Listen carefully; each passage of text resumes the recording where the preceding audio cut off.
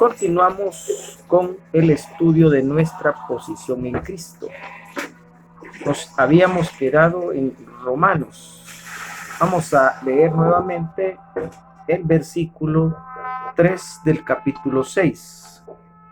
¿O no sabéis que todos los que hemos sido bautizados en Cristo Jesús, hemos sido bautizados en su muerte?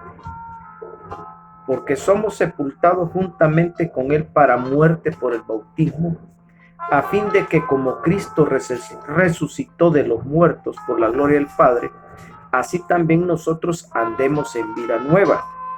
Porque si fuimos plantados juntamente con él en la semejanza de su muerte, así también lo seremos en la de su resurrección. La resurrección de él. Sabiendo esto, que nuestro viejo hombre fue crucificado y juntamente con él, para que el cuerpo del pecado sea destruido, a fin de que no sirvamos más al pecado, porque el que ha muerto ha sido justificado del pecado. Y si morimos con Cristo, creeremos que también viviremos con él, sabiendo que Cristo, habiendo resucitado de los muertos, ya no muere. La muerte no se enseñoreará más de él. Porque en cuanto murió al pecado, murió una vez por todas, mas en cuanto vive, para Dios vive. Así también vosotros, considerados muertos al pecado, pero vivos para Dios, en Cristo Jesús, Señor nuestro. Si tú te uniste a la muerte con el Señor cuando descendiste a las aguas, fuiste sumergido en la muerte del Señor, debes de manifestar los efectos de esa muerte. Y asimismo, al ascender de las aguas, estás diciendo que te uniste a la resurrección de Cristo. Por eso Pablo estaba diciendo en Efesios 2:6 que fuimos resucitados juntamente con él. Aunque nosotros no hayábamos nacido, yo ya había pensado en nosotros desde la eternidad. Y cuando él dice que nos resucitó juntamente con él y asimismo nos hizo sentar en lugares celestiales, esa resurrección se hizo una novedad de vida porque tiene efectos mayores y efectos reales. Pues ya te expliqué que el estar sentado juntamente con Cristo a la diestra de Dios en los lugares celestiales es una posición de honra y de autoridad.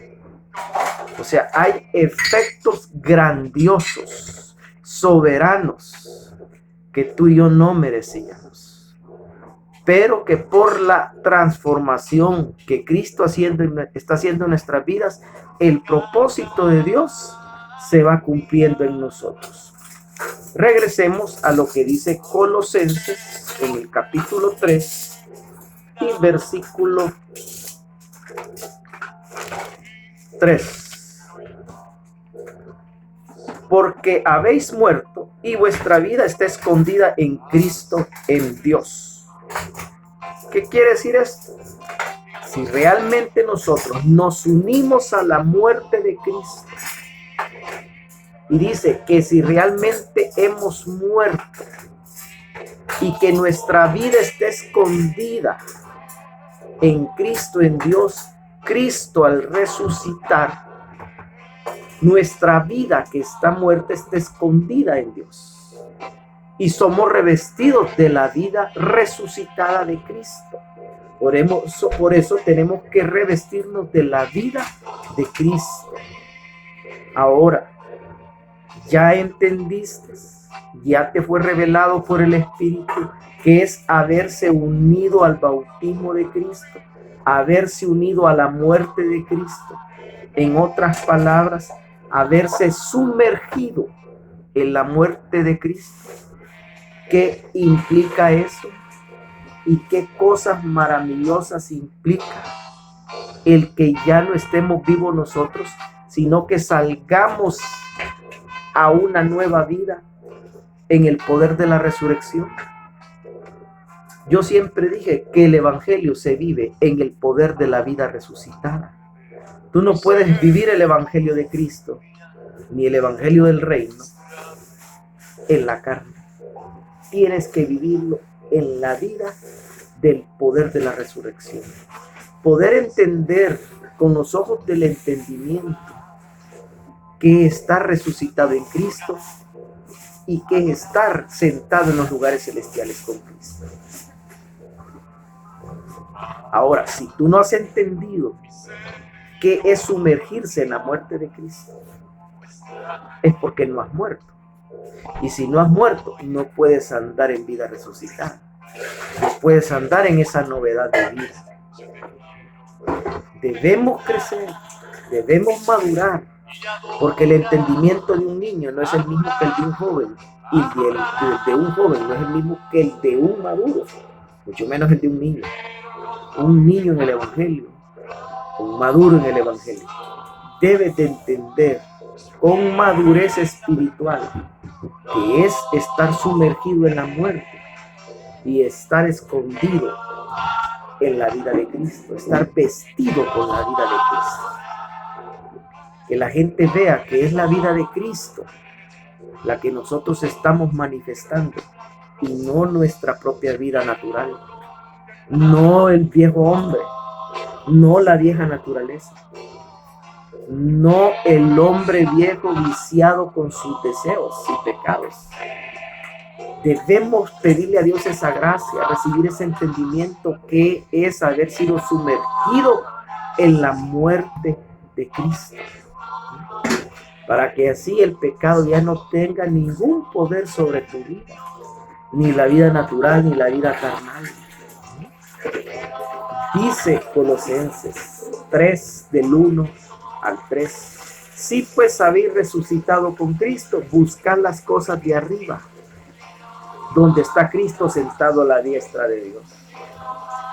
Si tú ya entiendes qué es estar sentado juntamente con Cristo en los lugares celestiales a la diestra del Padre por la eminente grandeza de su poder y para anunciar la multiforme sabiduría de Dios a los principados y potestades en los lugares celestiales, tú vas a seguir buscando, seguir entendiendo qué cosas debes de estar buscando en los lugares celestiales. Buscar las cosas de arriba donde Cristo está sentado. Buscar el reino de Dios, el reino de los cielos y el reino de Dios en la tierra. Dice, poner la mira en las cosas de arriba y no en las de la tierra. O sea, si tú quieres tener un mejor testimonio, un mejor comportamiento, quieres dejar ciertas prácticas de pecado, ciertos vicios, ciertos hábitos pecaminosos, no es con filosofías o psicologías humanas que vas a cambiar. No, es a través de ir buscando las cosas de arriba, poniendo tu mirada en las cosas de arriba, pero no esta mirada natural, sino la mirada del entendimiento. Los ojos del entendimiento se han alumbrado, dice Pablo. Y esa es la oración de Efesios con la cual empezamos el estudio. Tenemos que poner nuestro entendimiento, madurar en las cosas celestiales, en las cosas del reino de los cielos. Y cuando el Señor vaya revelando y nos dé entendimiento, nos va dando luz de las cosas celestiales, automáticamente no vamos a seguir siendo los mismos. Cada vez que Dios revela algún aspecto de Él, cuando Dios revela algún aspecto de su naturaleza, cuando Dios revela a Cristo en nuestras vidas, cuando Dios revela cosas de su reino, las cosas celestiales, nosotros sufrimos una transformación interior y ya no volvemos a ser los mismos, ya no somos iguales. Por eso dice Pablo acá, poner nuestra mirada en las cosas de arriba y no en las de la tierra. Y dice, porque si habéis muerto, el muerto no va a poner las cosas en las cosas de la tierra, sino como ya está resucitado, va a poner las cosas, va a poner la mirada en las cosas de arriba. Dice, porque si habéis muerto y vuestra vida está escondida en Cristo, en Dios, cuando Cristo, vuestra vida, se manifieste, entonces vosotros también seréis manifestados en gloria. Hay un evento que es el que debemos de esperar, y no es el rapto ni el arrebatamiento, y ese está en segunda de Tesalonicenses capítulo 1 versículo 10, que dice, cuando venga en aquel día para ser glorificado en sus santos y ser admirado por todos los que creyeron. Este día está en minúsculas, no está en mayúsculas, porque no es el día del Señor, sino cuando dice cuando venga aquel día. Es un día en que se va a revelar Cristo, en que se va a manifestar, dice. Cuando venga en aquel día para ser glorificado en sus santos. Si tú eres uno de esos santos, en ti se va a glorificar. No dice en el mundo, no dice en la tierra, no dice en los cielos, sino dice cuando venga a ser glorificado en sus santos. Vamos a estar manifestando la vida y el carácter de Cristo, la gloria de Dios, porque la gloria de Dios es Cristo. Dice Hebreos capítulo 1 versículo 3, el cual siendo el resplandor de su gloria y la imagen misma de su sustancia, y quien sostiene todas las cosas con la palabra de su poder, habiendo efectuado la purificación de nuestros pecados, por medio de sí mismo, se sentó a la diestra de la majestad en las alturas. Está hablando de Cristo y vuelve a decir, se sentó a la diestra de la majestad en las alturas, donde juntamente con él hemos sido nosotros sentados con Cristo en los cielos a la diestra del Padre. Pero aquí está diciendo, siendo él el resplandor de su gloria. Cristo es la gloria de Dios. Y si el libro de Ageo y otros pasajes de la Escritura dicen que la tierra será llena de su gloria, y que la gloria postrera será mayor que la primera, porque la gloria primera es Cristo. Uno, Cristo se manifestó como la gloria de Dios en la tierra hace más de 2000 años. Pero la gloria postrera es porque habrán muchos en los que se manifestará Cristo, se manifestará su gloria cuando venga aquel día para ser glorificado en sus santos, en nosotros, y ser admirado por todos. ¿Por qué? Porque vamos a manifestar la estatura, la madurez, el carácter, la vida plena de Cristo en nosotros, manifestando la gloria de Dios al mundo. Porque la tierra será llena de su gloria y la gloria postrera será mayor que la primera. Porque habrán muchos hombres y mujeres manifestando a Cristo. En cuanto más crezcamos por la revelación de su palabra, en cuanto más maduremos y estemos más conscientes el que implica estar sentado juntamente con Cristo en los lugares celestiales, mayor gloria vas a manifestar en la tierra, porque vas a traer la voluntad de Dios a tu vida y a la tierra. Vas a traer la voluntad de Dios para hacerla manifiesta al mundo, porque para eso nos ha sentado, para que Él, siendo el Rey de Reyes, Él el Rey de nosotros los reyes, manifestemos su naturaleza, su carácter y su reino a todas las naciones. Cada quien en la asignación que Dios le ha dado para este mundo. ¿Me estás entendiendo? Debes de entender, debes de comprender, deben de estar los ojos del entendimiento iluminados, debe estar la voluntad de Dios y el conocimiento divino revelado a tu vida, para poder entender nuestra posición en Cristo, que es el estar sentado juntamente con Él en el trono.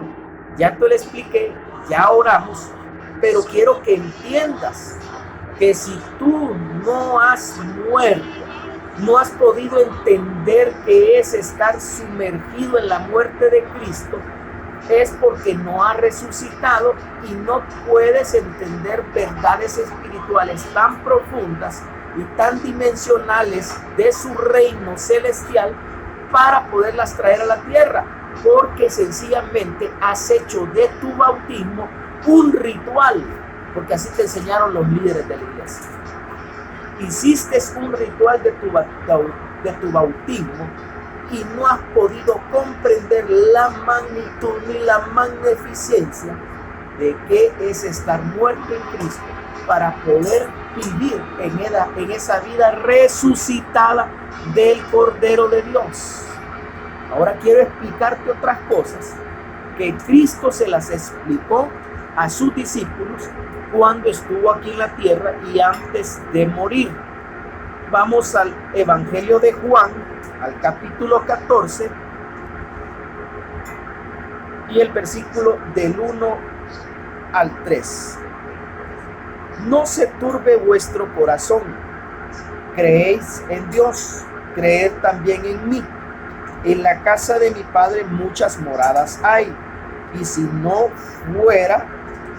así no fuera, yo os lo hubiera dicho. Voy pues a preparar lugar para vosotros. Quiero que ponga atención en esto. Voy pues a preparar lugar para vosotros. Y si me fuere y os preparare lugar, vendré otra vez y os tomaré a mí mismo, para que donde yo estoy, fíjese que el verbo ser y estar está en presente, no está en futuro.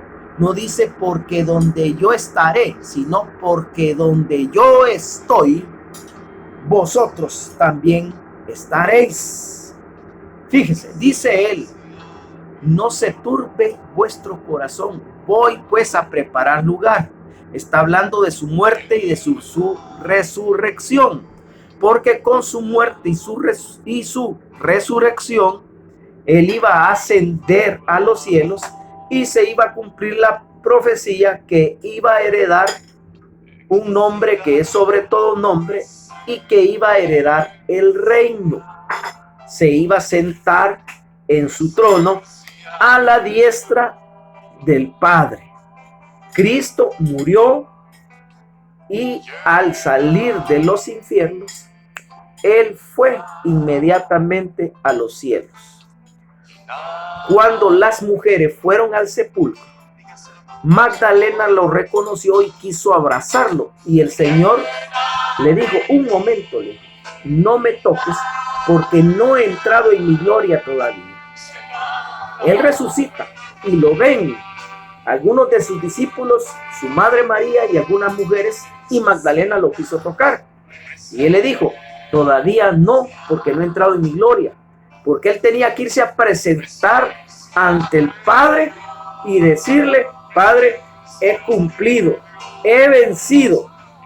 Y por lo tanto, él iba a recibir el reino. Después de recibir el reino, él regresa y se les aparece a los 11 discípulos.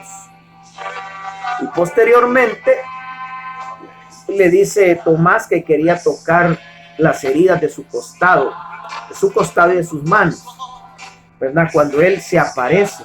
Y él estuvo por 40 días y 40 noches enseñándole cosas acerca de su reino a sus discípulos y a demás personas, para que todos entendieran qué era lo que había pasado a raíz de él haber vencido el pecado y haber vencido el diablo en la cruz y haber descendido a los infiernos y haber vencido, valga la redundancia, a los últimos enemigos, que era la muerte y el Hades.